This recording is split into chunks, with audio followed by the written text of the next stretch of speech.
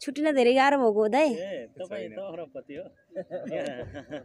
चर्चा परिचर्चा भएको थियो नि त विनोद चौधरी सेकेन्डकै कमाइ धेरै सोच्नु पर्दा एकदम मनभरि पीडा बोकेर हैन एकदम रुन मन लागेको छ साथीभाइ यसो सधैँ आज जाँदैछौँ साजिन्चीको हिस्सा हो हुनु न सही हो बोलायो ऊ सर भन्दा नि त कम्प्युटरको म्याम छिन् नि उसले कराइराख के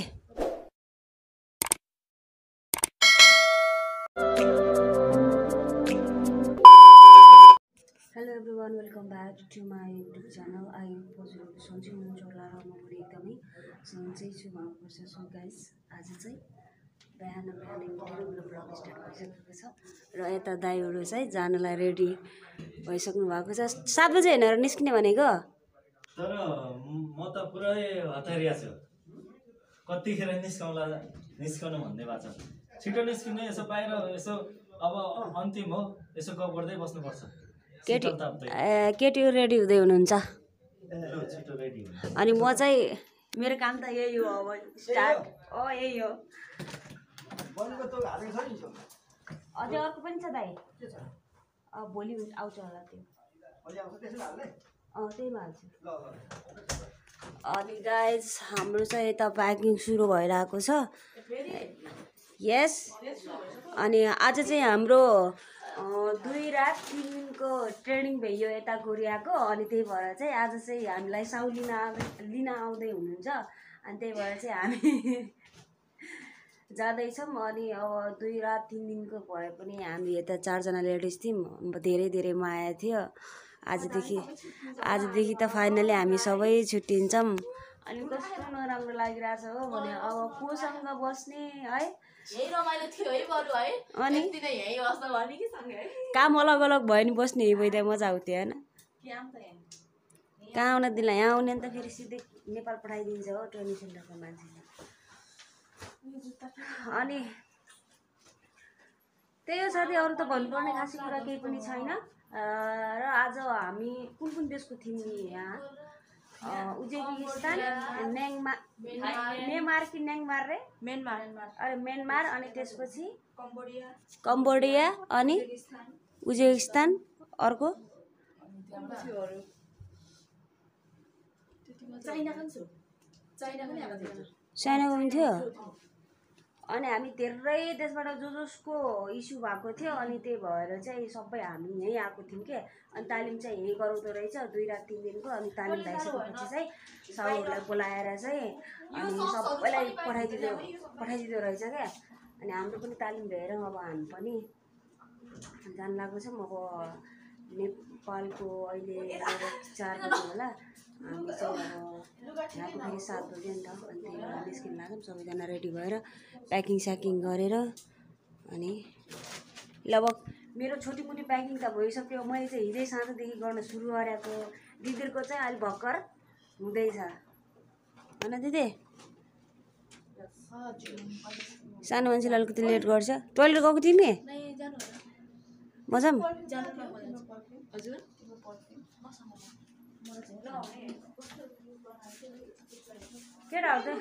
केटाहरू त निस्किसक्यो के भन्दैछ निस्क्यो रे भेटीघाटी गर्नलाई भन्छ नि आज जाँदैछौँ साजिन्चीको हिस्सा हो हुनु न सही हो बोलायो जग्गा 사진찍고 있는데? 안 알겠어요. 안 알겠어요. 잘 지냈어요? 잘 지냈어요. 안녕하세요. 안녕하세요. 제 이름은 상발림보입니다. 그러면은 제 고향은 네팔 사람 네팔 사람이에요. 이람입니다. 7 बजे टाइम भइसक्यो मैले ब्याग स्याग 2टा ब्याग लिएर पनि आइसकेँ र मेरो साथीहरू अझैसम्म आइरहेको छैन भित्र प्याकिङ स्याकिङ रेडी हुँदै थिए हुन त 6 बजेदेखि बिचराहरू सुरु गरेको हो अहिलेसम्म तिनीहरूको काम भइरहेको छैन के अनि यताबाट फेरि उज्बेकिस्तानको अरे कम्बोडियाको म्यामले बोलाएर ले भनेर भन्नुभयो त्यति राम्रोसँग भाषा आउँदैन के जे पनि हाल्गेसयो भन्यो अनि दौड्यो अनि त्यही भएर म चाहिँ फेरि यहीँ रुममा आएँ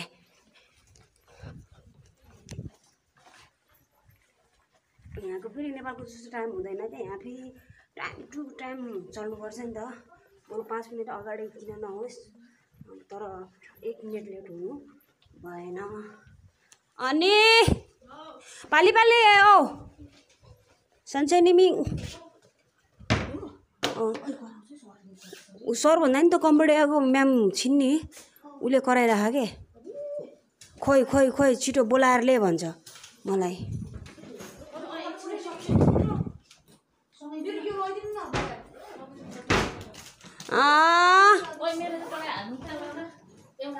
पाली पाली छिटो छिटो कराइरहनु भयो।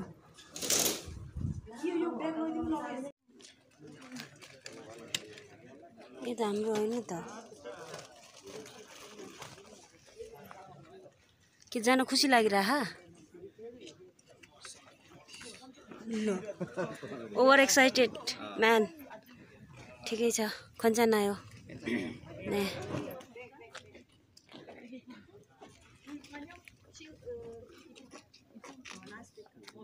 अहिले हो नि त, जानी नजानी कोरेन ठगिरह कम्प्युटरको म्यामसँग हो न दिदी, नजानी नजानी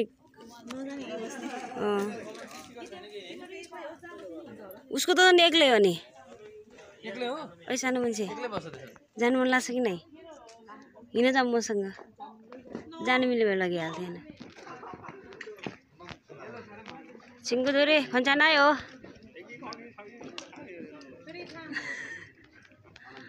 어디로 가요? 강원도로 가려고 하는데요. 왜? 일하려고. 알겠어요. 그래서 일을 하려고 하는데.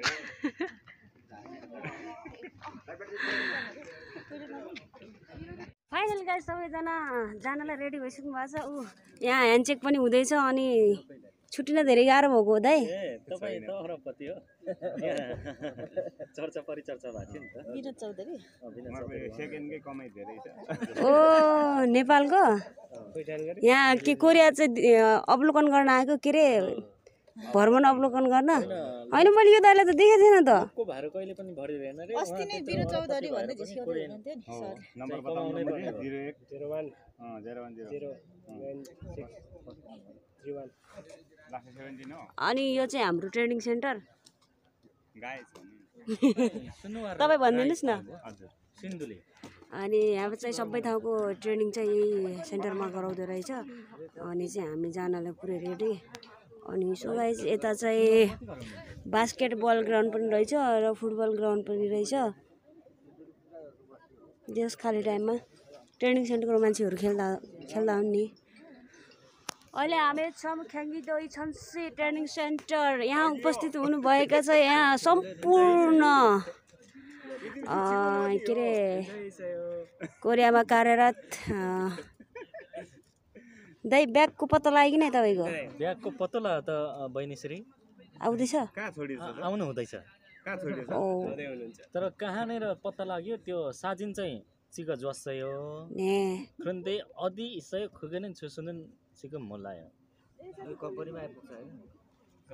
괜찮아요. 괜찮아요. 걱지 마세요. 아, 여러분. किन यति सकमा भएको कुरा भइहाल्छ, एकअर्कामा एड भइहाल्छ। अनि जाने दिनु भन्दा पनि अलिकति यसो हँसिलो मुख गराउनु पर्यो। अनि हाम्रो यस कार्यक्रमका प्रधानमन्त्रीज्यू जनता जान्न चाहन्छन्। तपाईँ चाहिँ कति खुसी लागिरहेको छ? स्टिकर रातो टाँसेको रहेछ। छुट्नु पर्दा एकदम मनभरि पीडा बोकेर हैन एकदम रुन मन लागेको छ। साथीभाइ यसो सधैँ हुन पाए हुन्थ्यो भन्ने लागिरहेको छ। एकछिन रुँदा भइगयो, अझै टाइम छ। साजाङ कति बेला बोयफ्रेन्ड भन्दाखेरि थाहा होला। अनि बोयफ्रेन्डको त अलग कुरा हो, यहाँ त काम गर्न आएको हो।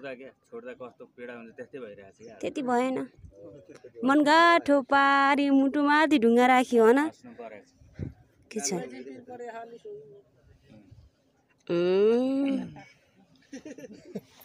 फोन के गयो ने खन्चन आयो छिङ्गुदुरे। राम्रोसँग जानु, राम्रोसँग काम गर्नु। कहिलेकाहीँ सम्झिन मन लाग्यो सम्झिनु, नसम्झिनु मन लाग्यो जेसुकै गर्नु। अब यहीँबाट सिकेको कुरा है त्यो, अरू धेरै छैन। हजुर छन्सीभित्र कोही हुनुहुन्छ? अप्स फोसन्ची 있어요.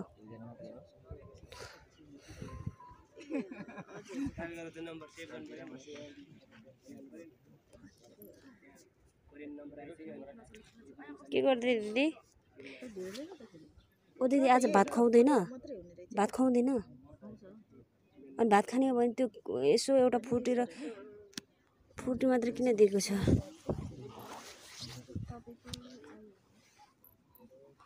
अनि यहाँ चाहिँ धेरै जस्तो सल्लाह हो कि यो धुप्यो आई डोन्ट नो, थाहा छैन।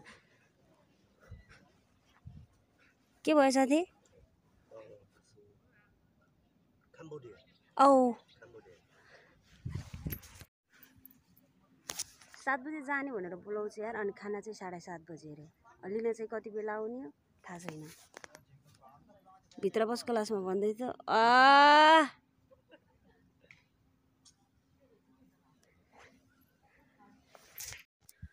फाइनली गाइज म चाहिँ कम्पनीमा आइपुगेँ। म अघि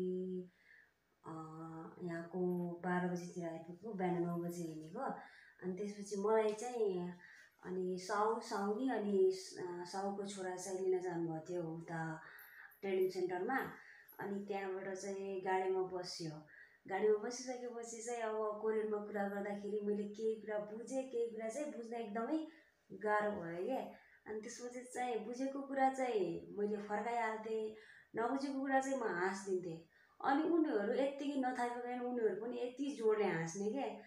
अनि खाना लग्यो है, होटलमा खाना लग्यो। अनि त्यसपछि यहाँ कोरियनतिर त सबैले एकै ठाउँ खाँदो रहेछ नि त जुठो हालेर। अनि अब तिनीहरू 3जना अनि म 1जना, 4जनालाई एकै ठाउँ खाना मगायो है। अनि त्यसपछि त्यो चपस्टिक हुन्छ नि त, त्यो तिखो त्यसले खाना खोज्छु, त्योमा आउँदैन। अनि मलाई यस्तो बिल्ला लाग्यो क्या। अनि त्यसपछि मैले भने अनि खा भन्यो मलाई। अनि खा भनिसकेपछि मैले त्यो समात्न नसकेको देखेर अनि साउनीले के भन्यो, चम्चाले खा भन्यो। चम्चाले खाएँ। खाना यति नमिठो कि त्यो झोल भने त्यसले मिठो छ भन्यो। अनि अलिअलि मिठो छ भनेर भने। अनि मैले उता ट्रेनिङ सेन्टरबाट खाना खाएर आएको थिएँ। अनि त्यसपछि मलाई चाहिँ भोक खासै लागेको थिएन कि। अनि त्यसपछि खाना सकेन, अनि खाना बढी भयो। अनि त्यसपछि मैले भने पेट मेरो भरिसक्यो भनेर भने। झन् हाँस्यो। अब बिचरा बोल्नु खोज्छ, म बोल्न जान्दिनँ। अनि के गर्नु? अनि त्यसपछि यो विकल्प हाँस्नु बाहेक विकल्प अरू केही पनि थिएन। र फाइनली मलाई चाहिँ कोठा पनि एउटा दिएको छ। अनि मेरो कोठाको टुर चाहिँ यही हो। अनि यहाँ चाहिँ यसमा चाहिँ भुइँमा सुत्ने, अनि त्यसपछि योमा भात पकाउने, अनि एउटा फ्रिज पनि छ, किचन पनि यही नजिकै छ। यहीमा हो खाना पकाउने सबै कुराहरू साउनीले अघि नै सिकाएर जानुभयो। त्यसपछि यहाँ भाँडा धुने, अनि त्यसपछि अलिअलि लुगासुगा यहाँ राख्ने, त्यसपछि चाहिँ अब कात्राङ कुत्रुङ राख्ने छ। अनि यतातिर चाहिँ मेरो बाथरुम छ। अनि यही हो मेरो बाथरुम। अनि यो चाहिँ वासिङ मेसिन है। लुगा अब के थाहा यार, यति धेरै लुगा अघि न साउनीले सिकाइदिएर गयो। अनि लुगा धुने भनेर आल्के भने बुझे, थाहा पाए भने। अनि त्यसपछि कपडा यति धेरै हाले, त्यसपछि पानी कहाँबाट हाल्ने थाहा नै छैन। अब साउनी घर गइसक्यो। अनि त्यसपछि चाहिँ अन गर्न नजानिकन, पानी हाल्न नजानिकन यत्तिकै छ। अनि त्यसपछि अब साँझतिर साउनीले आउँछु भनेर भन्नुभयो। त्यति बेला चाहिँ सोध्नु पर्ला। अब कहिले नजान्ने, अब हातले घोट्ने मान्छे अब हामीले कसरी जान्नु या यो वासिङ मेसिनमा? त्यही पनि अब इङ्ग्लिसमा लेखेको भए त बुझ्थेँ, कोरियनमा लेखेको चाहिँ राम्रोसँग खासै बुझ्दा पनि बुझ्दैन। अनि त्यही भएर पनि लास्टै साह्रो पऱ्यो। अझै होस् कोठा राम्रै छ, एक्लै छ। अनि त्यसपछि एसी पनि रहेछ। अब गर्मी भएको बेलामा एसी चलाउने, नत्र यत्तिकै बस्दाखेरि पनि अहिलेसम्म त शीतलै छ होइन। त्यसपछि आउँदा बित्तिकै चाहिँ उता काम गर्ने ठाउँमा देखाउन लगाउनु भएको थियो साउले। अनि त्यसपछि चाहिँ म गएर हेरेको थिएँ, त्यहाँ चाहिँ एकजना नेपाली, एकजना बङ्गलादेशको रहेछ। अनि त्यसपछि एकजना लेडिज चाहिँ खोइ कहाँको त्यो चाहिँ मैले सोधेन। अनि भेटाएर ल्याइदियो। अनि आज चाहिँ थाकेको छ रेस्ट गर भोलिदेखि काममा जानुपर्छ भन्न साउन्डले भन्नुभयो। अनि त्यही भएर चाहिँ आज यसो आफ्नो सामानहरू मिलाएर अनि के गर्ने कसो गर्ने भनेर ट्याकटुक मिलायो है।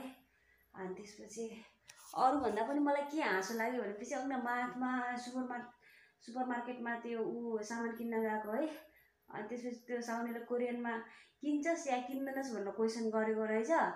अनि मैले चाहिँ जे पनि आन्सा भन्दै कि सा भनेको किन्ने आन्सा भनेको नकिन्ने रहेछ।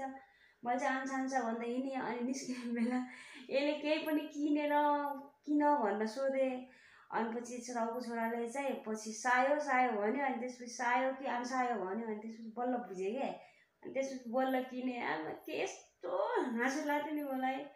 म त यहाँ आएर त मेरो त बोल्न नजानेर नबुझे बोल्न जाने उनीहरूले भनेको बुझ्यो पनि आफूले बनाउन नसक्ने बेला सबभन्दा गाह्रो हुँदो रहेछ यार। मलाई त तनावै भएको नि त गाइस। मलाई अरूभन्दा के हाँसो लाग्यो भनेपछि यो छ कि यो छ है। अनि साउनेले मलाई कसरी नुहाउने भनेर सिकाइदिनु थाहा छ। यसो गरेर नुहाउने भने मलाई यति हाँसो लाग्यो म कुद्की हाँसिदिएको नि त। अनि त्यसपछि चाहिँ भात अब जस्तो जे भए पनि नेपालमा त हामीले भात पकाएर खान त सिकेको छौँ नि त। उसले के गरे थाहा अनि यसमा चाहिँ चामल हाल्न सिकायो। अनि फेरि यहाँ लिएर पखाल्नुपर्छ भनेर पखाल्न पनि सिकायो। अनि सबै गर्न सिकायो कि। अनि मलाई चाहिँ अब यस्तो नि त कति नभए पनि अब हामी नेपाली हो अलिकति खाना पकाएर खान त हामी जाने छौँ नि त। अनि त्यही भएर चाहिँ खाना समेत पकाउन सिकाउँदाखेरि चाहिँ मलाई कस्तो हाँसो लाग्यो यार।